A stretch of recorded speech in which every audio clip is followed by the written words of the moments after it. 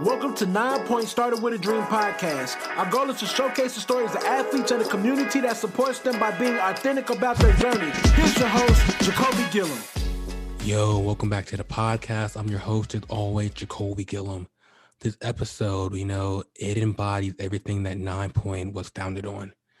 The underdog story, the person that looks in the mirror and say, you know what? I'm not giving up on my dreams.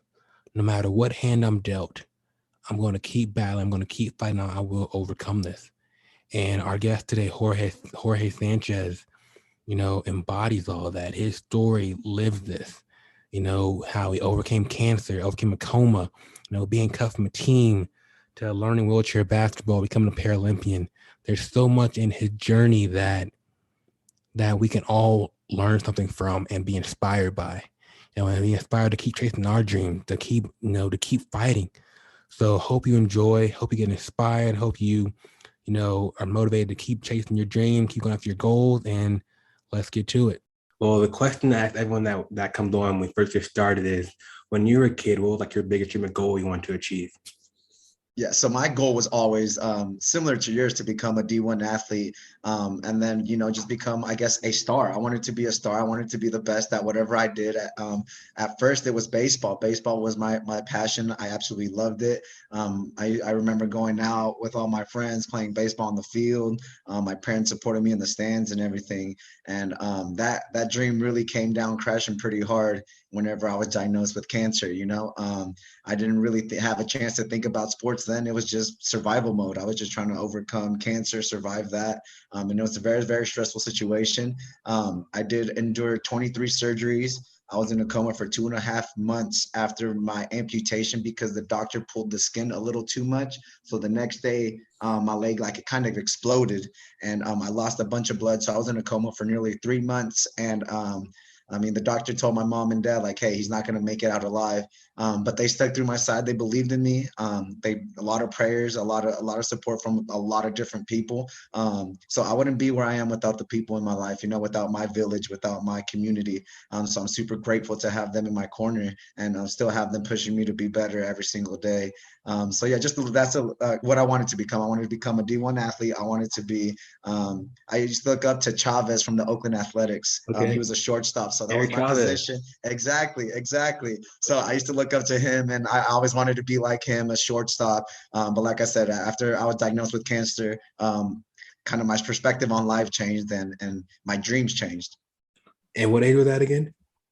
I was 8 years old when I was diagnosed with cancer. 8 years old, man. 8 years old. And that's wild, because I do stuff with Make-A-Wish out here in Arizona. Yes, absolutely. And there's these young kids that have these these illnesses, and right. So when you're that young, how do you process that? How do you process this big thing? You're so young. What was your mindset?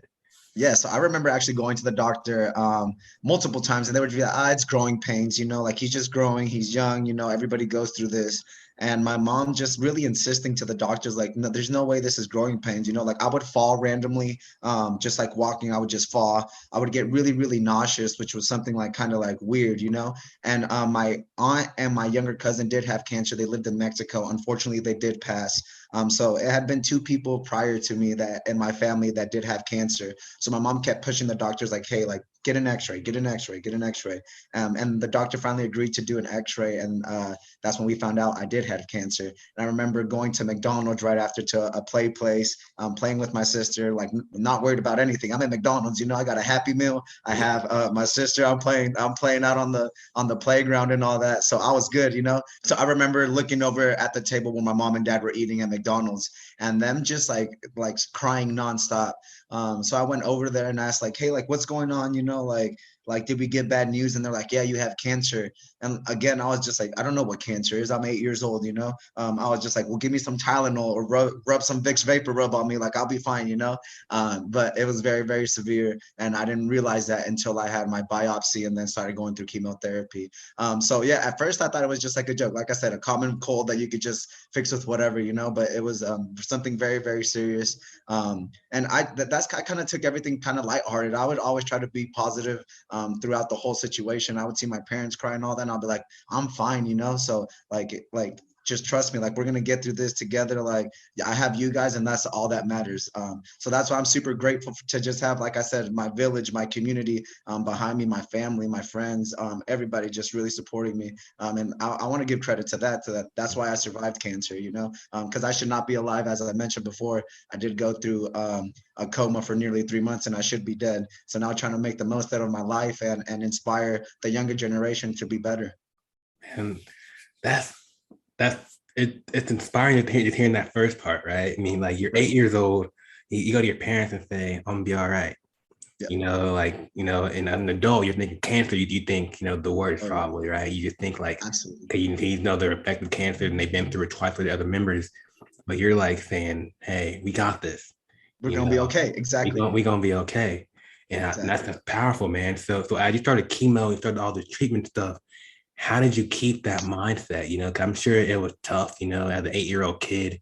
How did you keep the mindset saying, I'm still going to fight through this. I'm going to be, I'm going to be somebody important. Yeah, with that, it's just my mom and dad. They came over when I was my mom was pregnant over to the United States from Guadalajara, and I've always saw them just never make excuses for anything. Always persevere through whatever complications or problems would come into their life. They've always had that fighting spirit. They've always been warriors, to say. So I got it from them. I would give credit to my mom and dad.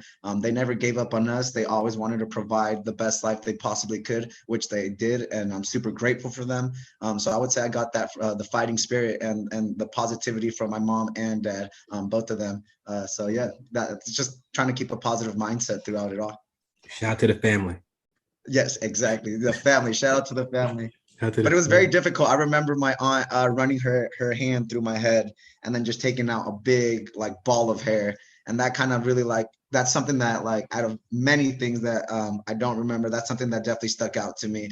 I was just like, wow, I'm losing my hair. I'm definitely going through it right now. But family kept me positive. So I'm sure it's easy to say it was being positive was like a lot of it, but on those days that you were scared, man, was it still just family that kind of kept you through, or how did you kind of deal with that fear, and just it's reality sometimes? Yeah, man. Definitely went through some days. There was a lot of crying, a lot of doubt and stuff like that. But it was always family checking in on me. Just random people, my neighbors coming in and checking up on me in the hospital with unannounced. That would be moments like that would make me want to fight harder. Because it wasn't just for me surviving. I guess I kind of made peace with whatever happens. And that's kind of how I am now. Just I'm a firm believer in whatever happens, it happens for a reason. So I mean, I was comfortable with whatever the outcome was, but I knew I wanted to fight for the other people, for my family, for my friends, my neighbors, my community, because they believed in me and they had sacrificed a lot to try to help my family, whether it be financially, spiritually, through this difficult situation. So seeing their faces is just a reminder that life's a lot bigger than just myself, that there's a lot in life that I can achieve and can inspire and motivate. So that helped me a lot. Dude, are you sure you were 8 years old? I was 8 years old at the time. I was 8 years old. Man, you're a wise 8-year-old, my guy. Thank you. I was going through a tough situation. Yeah. So, had a lot of time to think, a lot of time to process, just being in the hospital, 2.5 years of chemotherapy. So yeah, it was difficult. So the coma piece, right? So you went coma for 3 months. Correct. So may not be the right question, but what was it like, just to have to wake up, what was that like? How do you kind of process that I've been in a coma for 3 months? Right. So I didn't even know I was asleep or in a coma for 3 months. I honestly, I remember my leg exploding and seeing blood rush onto the sheets of the bed. And then I blacked out. That's all I remember. It's just the stories that my mom and dad tell me of what happened afterwards. But I honestly don't remember any of that. I remember waking up 3 months later, seeing my mom, because she never left my side. She's that's my rock. That's my best friend. My mom's amazing. She's my superhero. So I'm super thankful for her. I remember waking up and just seeing her sitting by my side, just reading a book. And yeah, it's just kind of being groggy and just wow, I just had my leg amputated. I'm good now. And and then I had people rush in. And at the time, I still didn't have a lot of oxygen like in my body. So when people rushed in, my oxygen levels dropped like tremendously because I was excited to see everybody, like, you know, like what's going on. So it was a shocker whenever I woke up. Like I said, I don't recall the past 3 months. It was just like I was in a deep sleep. But definitely waking up was a sign of relief, mainly for my parents, because like I said, I didn't know exactly what was going on at the time. I thought I was just waking up from like a nap. So Man, so once you're up, your legs amputated, yeah, you kind of have like a new life in a sense, right? yes. So once you kind of have, this new foundation of life, what was like your thoughts on what's next, or what? Because you're still at 8 now, or you're 9 now, Yeah, or I'm 9 at the time after having my leg amputated. And I still had a year of chemotherapy just to make sure that the cancer was completely gone. Like they did amputate, they took the cancer away, the osteogenic sarcoma was the type of cancer I had. They took that out, but they wanted to do chemotherapy for another year just to make sure that there was nothing there.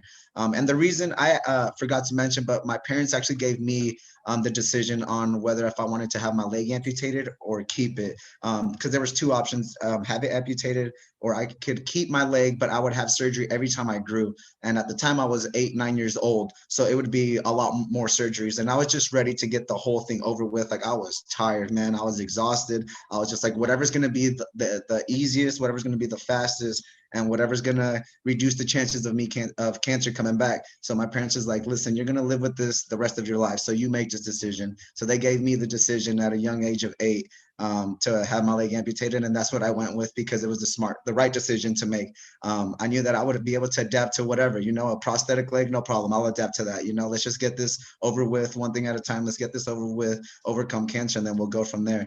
But yeah, so after the leg amputation, the 3-month coma, waking up, doing another year of chemotherapy, I was very lost, very depressed, very anxious, didn't want to leave my house at all. At all. It was a constant staring from people. And I didn't really mind little kids staring at me because I was young myself and I was curious. You don't know when you see someone in a wheelchair, curious automatically. You want to hop in that wheelchair and see what's up, I just very super anxious. So I wasn't like upset or anything with like the younger people. It hurt me more when like older people would like stare or like point at me whenever I was like grocery shopping or at the mall. Because I knew I was different. Obviously, I was sitting in a wheelchair, I was missing a leg, and that was very, very difficult. And it wasn't until I accepted myself, like this is me, this is who I'm gonna be. My leg is not gonna grow back. My I'm gonna have to use a prosthetic.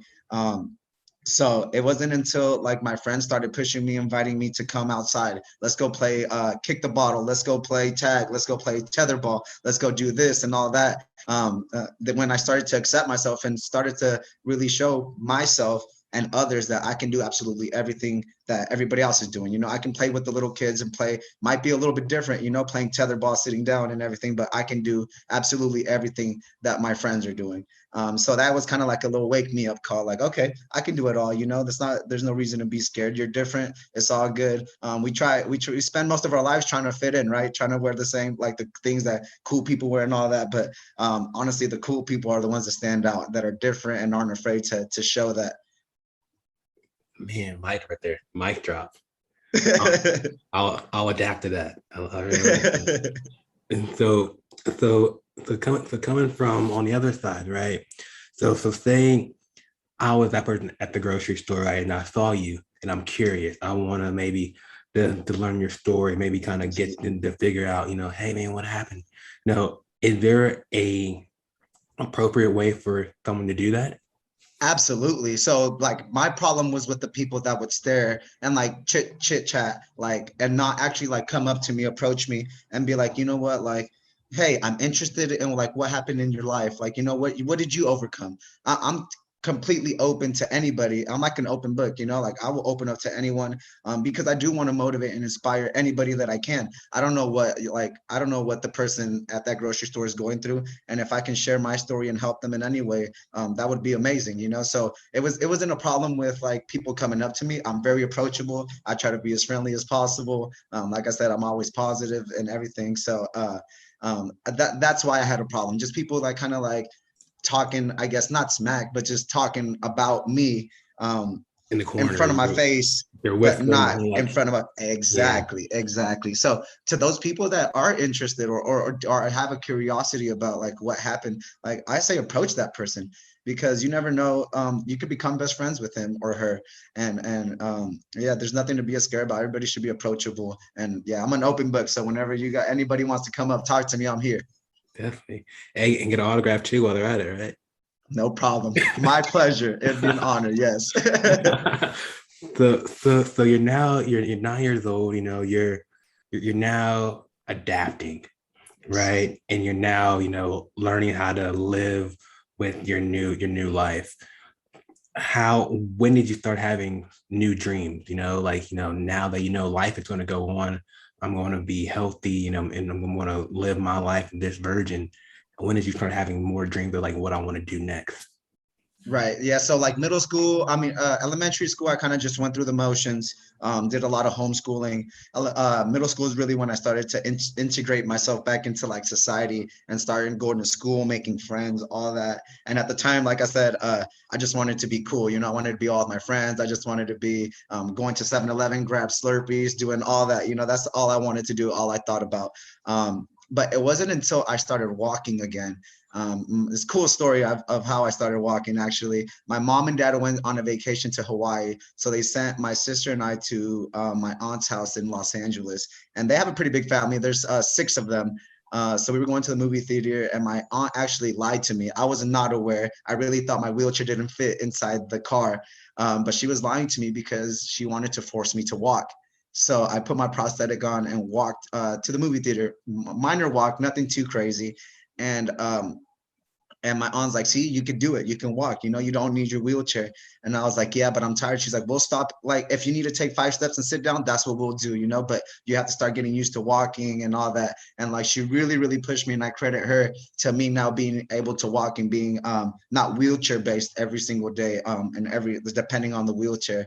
And that's how I started walking and how I became independent and how I wanted to inspire those people. And what made me feel good is I put jeans on and people couldn't really tell that I didn't have a leg. So there wasn't all focus on me, so that made me feel good about myself.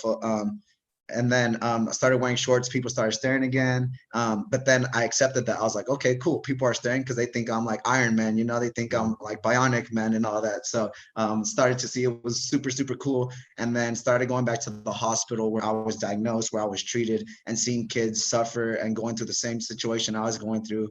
And that really motivated me. And that's where I found, I guess, my passion of trying to do public speaking, and also motivating the younger generation and showing them that there's absolutely nothing we cannot do.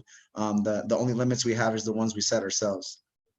Man, so what was that first step like though? Like just Ooh, painful. The first step was painful. That's what I remember. My nub is shaped a little bit different because of the complication that I had after the amputation. What they did is they took my tibia and they flipped it and fused it with the femur. So I have half my tibia and half my femur on my left side. That way my nub kept growing as I kept growing. Otherwise my leg would be this short instead of being as long as it is now, making it easier for me to walk. Also, I had to take 2 abs and put them onto my nub because the muscle tissue did die whenever the leg exploded. It was exposed to the air, so the muscle tissue died. So I'm missing 2 abdominals that I have now on my nub to protect the bone, and then a skin graft for my right leg to cover up the left because of the skin that was ruptured. So yeah, it's a very complicated. I have a very different nub compared to everybody else, and not very smooth or aesthetically pleasing, but it's who I am and it makes me different and I love it. You know what I'm saying? So the first step was painful. I would get blisters all the time and I would hate it. Just like I got blisters from wheelchair basketball, same thing. I hated wheelchair basketball at first. I would get blisters. You can see one right here that I have right now. That's extremely painful. But it's just part of life, right? Nothing worth having is going to come easy. So it was painful at the beginning, but the more you practice, the better you get. And now I love walking. Man, shout out to your doctors, man, your surgeons, because Yes, that sounded like exactly. that was took like an innovation right there to figure out, I was the third person. It's called the turnoplasty. I was the third person in the world to have that procedure done, and thank God it was successful. Yeah, hey man. Hey man. So you were really like you're like setting the standard, man. Like, like you're setting the standard of what's possible in terms of, like mindset. If you have the mindset that I'm going to overcome this, whether, it's cancer, whether it's, getting cut from a team, whatever grand scheme we may think the world is big to us at the time, you're Right. putting your new standard, like saying, if you got your mind right, people around you, you can overcome anything. 110%. And I have some stories about being cut. I've been cut from Team USA quite a bit, and I could have given up, but never did, because again, it goes back to what you're saying, brother, about the mindset, about just being positive and knowing that you deserve what's coming, like, what's going to happen because we work too hard for it not to happen. So yeah, absolutely. So when did you find, wheelchair basketball? How that come about? Yeah, so I was actually out of Costco grocery shopping with my mom, and I was just pushing around, helping her shop around, trying to get as many of the samples as possible, because back in the day they did have the samples, and I was Yeah, a huge buddy. fan of that. So so just chasing around samples, and this guy came up to my mom and I, and he asked if I have ever heard of wheelchair basketball, and I was completely in shock. I was like, there's sports for people with like disabilities. I was not aware. And that's one of the things I'm passionate about, is spreading disabled awareness, disabled sports throughout the world, because there's so many people like myself back when I was 10 years old pushing in Costco that don't know that have just that have the access to disabled sports. So that's one of my like passions, just bringing the sports out to the spotlight. But like I said, I was taken back, did not know what wheelchair basketball was. I was like, oh, it's probably going to be dumb, it's going to be slow, it's not going to be cool. And I remember going out that Saturday to Berkeley, California, because I'm from the Bay Area, to BORP. Stands for Bay Area Outreach Recreational Program. It's a program in the Bay Area that does cycling for the disabled, basketball for the disabled, for the youth. Great program. So if anybody's in the Bay Area, definitely recommend checking out BORP. But yeah, I went out there and I just saw these kids having the time of their lives on the basketball court, completely free, just like living their lives with freedom. And I was like, wow, that looks amazing. And I hopped in a chair, and as soon as I hopped in the chair, I lost track of like who I was. I felt so free, so fast. No problems, no worries in the world. It's kind of like my sanctuary, like what Kobe says, whenever you go into cross those lines, that's your sanctuary, and all the problems go away, and you're just being yourself. That's the power of sports, man. It kind of takes us to a different world where we're like we're just invincible almost, right? Absolutely, absolutely. So yeah, so now in a chair, you're like, oh, I'm about to cross this guy up, right? Exactly. Yeah. I was like, well, I'm about to like get a little jumper and all that. Like I'm trying these different things, but I look goofy because it's my first time in like a sports wheelchair. I still don't know how to control it and all that. But like you said, just the sense of feeling free, the sense of like belonging, the sense of falling in love again with the sport. Like I mentioned, baseball was my passion, and I absolutely loved it. And I got that same feeling when I stepped onto the basketball, or I should say, rolled onto the basketball court with my wheelchair. It's just a sense of happiness, of belonging, and also appreciation, because I had been through a lot, and I see these other people with disabilities that have it a lot more severe than I did. I'm just an amputee, that's the way I describe it. I'm just an amputee. I can wake up, put my leg on, go on a walk, go grab groceries. I can reach stuff that's high up. But there's people with spinal cord injuries that have a more severe disability that can't get up and go, like use the bathroom. They have to get in their wheelchair. They can't reach stuff in the cabinet that is too high. They can't, they have to calf to use the bathroom, whatever it may be. I just felt very fortunate for just being an amputee and being able to live a regular life, quote unquote. So as playing wheelchair basketball, right? How like accessible is that? Like you just go outside and just use a regular hoop and ball, or do you have to have something that's like more regulated? Or so the rules for wheelchair basketball are 100% the same as regular basketball. We just don't have a carry because we're allowed to put the ball on our lap. But steps are considered touches of the wheel. So if you touch a wheel, that's a step. just if you touch it. It could be with the index finger, could be your whole hand, change of direction, whatever, that's considered a step. And you get 2 touches of the chair, same as 2 steps before you have to dribble the basketball. The hoop is 10 feet, 3-point line's the same, free throws the same distance between hoop from one side to the other.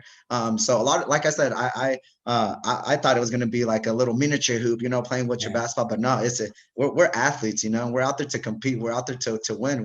We're not there to play little kids games and all that. We're there to compete. And that's why I fell in love with the sport, because I felt normal again, you know, with same hoop, same size hoop, all that. So yeah, just a little bit of a difference, and just with the carry and double dribble. But besides that, everything's the same. Hey man, I want to come play with you one day, man. Whenever you want, I would love that. I'll come to the Bay, and you know, I'm gonna get, because I can't, because like my dribbling sucks anyway. So for me, I might have a better shot with just, you know, doing I got you, bro. I'll show you the ropes, no problem. But I'm not gonna take it easy, because like I said, once I get on that court, that competitive mode comes out. You know, Mamba mentality. Love it. We got to happen for sure. So at what point did it like, did become like, I can really good at this. Like I can make the maybe go King USA, or you know, pro wheelchair basketball. When did that mindset shift? So whenever I started playing wheelchair basketball, I had no idea about the Paralympics either, about like Team USA and like reaching that level. That was like out of sight. I had no idea. I did discover that I could receive a full ride scholarship to go play wheelchair basketball. So that's when I became like passionate about the sport and really started trying to become better. And I approached my high school coach, and I was like, hey, like, I would love to start attending your guys' practice and practicing with you guys. And at first he looked like, whoa, bro, like, I don't know, you know, you're in a wheelchair. Like, are you going to hurt other people? Are you going to get hurt? We don't want to hurt you.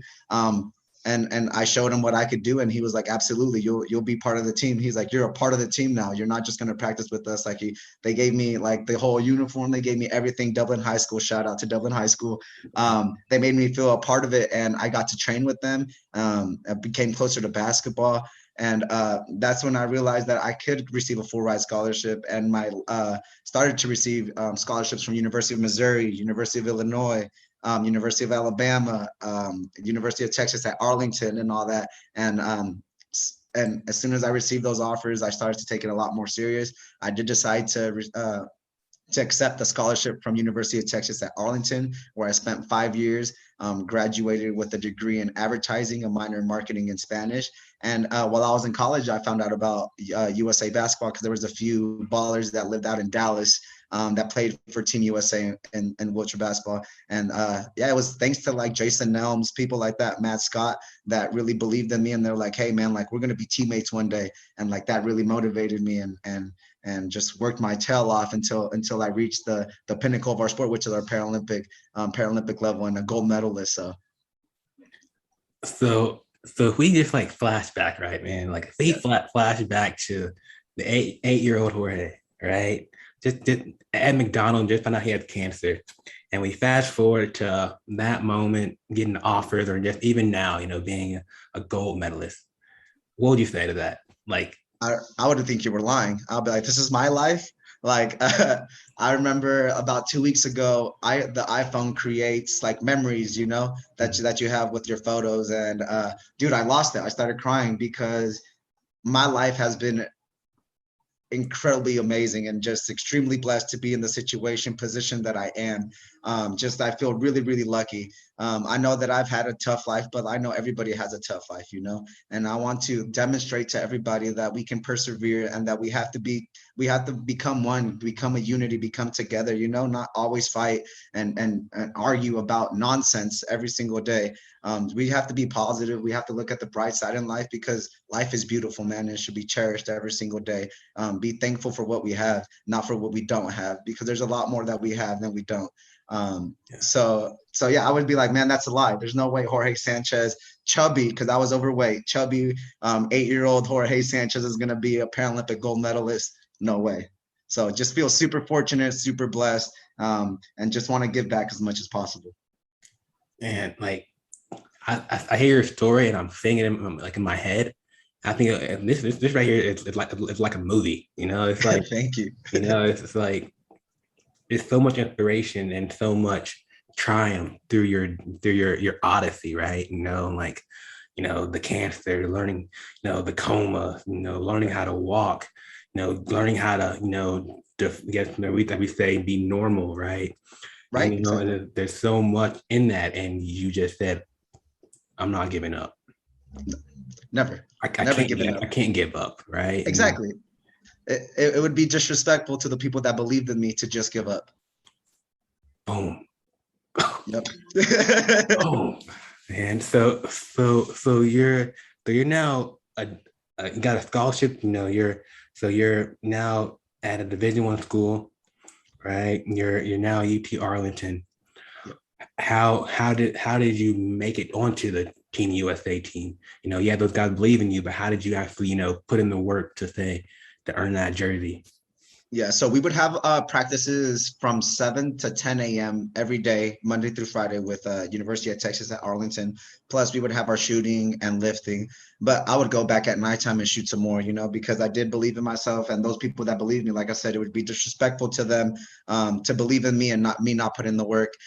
E.T. the Entertainer, I believe that's his name, a motivational speaker. I really love what like he stands for and what he says. And he says, don't be upset with the work you did not put in. And that stuck with me forever, because it's true. You can't be mad at the work you don't put in. So you can ask everybody at my university. Like, I was constantly in the gym, trying to become better every single day. And then finally, Coach Ron Likens noticed me from just playing at the college level, and he invited me out to try out in 2013 to go to the America's Cup to qualify for World Championships in South Korea.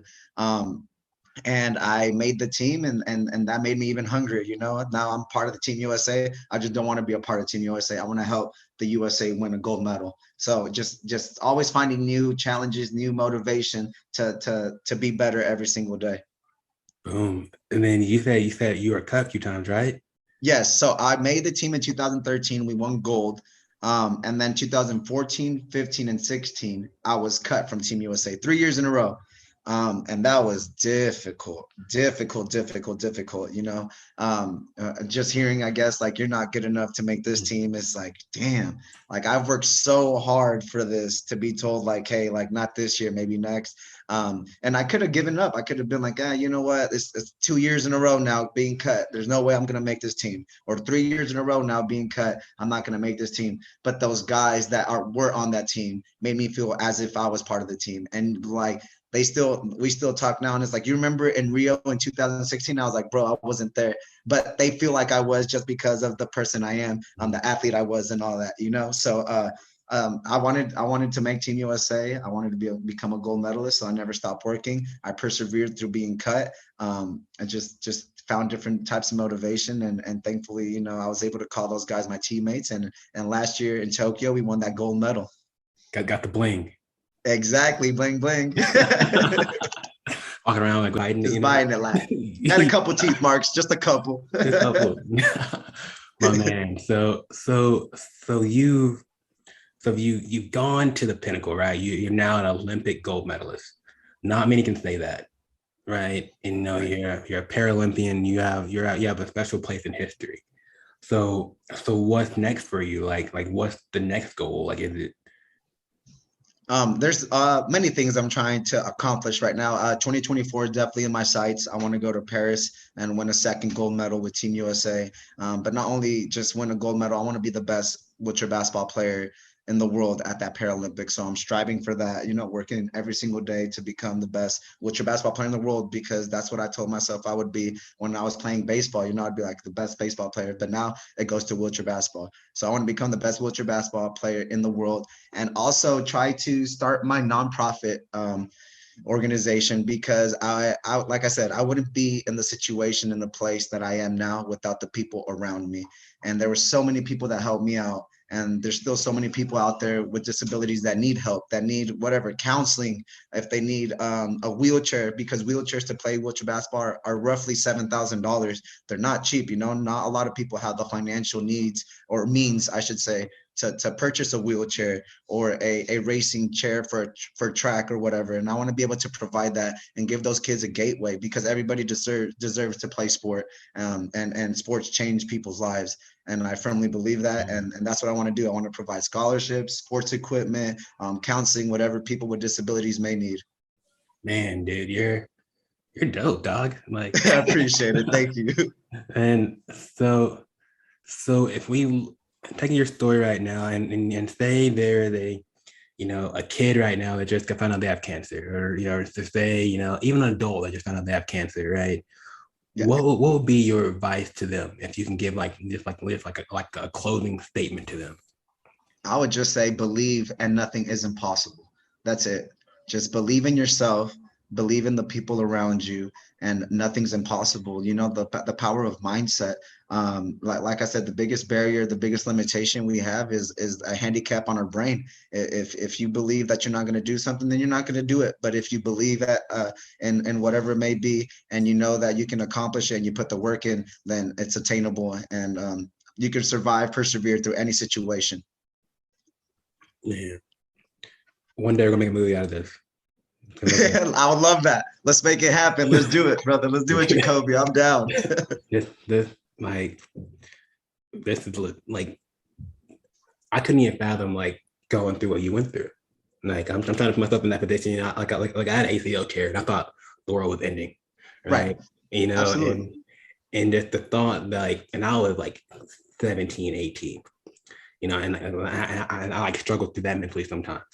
Right, absolutely. To think that you were 8 years old, 9 years old, and how you just kept fighting, man. I think that's something that people are going to hear this, and they're going to say, if Jorge can do it, I can do it.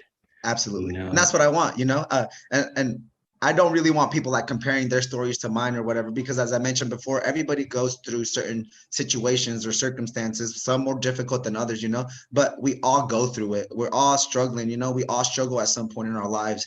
And I just want them to know like everything's going to be okay. And if they need help, not to be afraid to reach out to whoever, I've had counselors, I've had mentors that have helped me. So to not be afraid if you are struggling mentally, to reach out, because there's people out there that want to see you win, and just know that. Man, boom. So 2 questions for you, man. How can I get a signed Jorge Sanchez jersey? Just send me your address and I got you.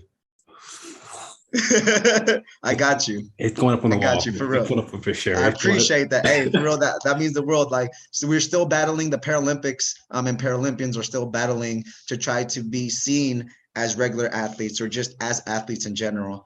So you asking for my autographed jersey means the world to me, because it shows that we are making progress as Paralympians to become and be respected as regular athletes. Man. I appreciate you, Jacolby, for real. That means the world to me. So thank you, man. Oh man, you the GOAT right now, man. The GOAT. Thank you, brother. Thank you. And then last question for you, my man, is where are you at right now? Social media, website, something we can mention right now? Yeah, so Instagram, athlete_Jorge, JORGE_Sanchez with the Z at the end. That's what I'm most active on. So yeah, just hit me up on there. Now, whatever you guys need, if you guys want to just chat about wheelchair basketball, you guys are going through whatever, I'm here for you guys. So, man. Hey man, enjoy España. Thank you very much. Gracias. And then we'll be in touch soon for sure. And sounds good. I'm thinking about getting this out sooner than later. Sounds good, Jacolby. Yeah, I can't wait to hear it. And thank you very much for having me on this podcast. It's amazing, dude. And I felt nothing but good energy from you. So we'll definitely be in contact. Hey, appreciate you, my man. Hey, appreciate you, brother. Have a good day. All right. You too. All right. Peace. Yo, thanks for listening to this episode of the 9 Point Started With a Dream podcast. If you enjoyed this episode, please comment, share, leave a review. We would love to hear your thoughts. You can find more athlete-driven content at 9point.com. Till the next episode, you're only one opportunity away. Peace.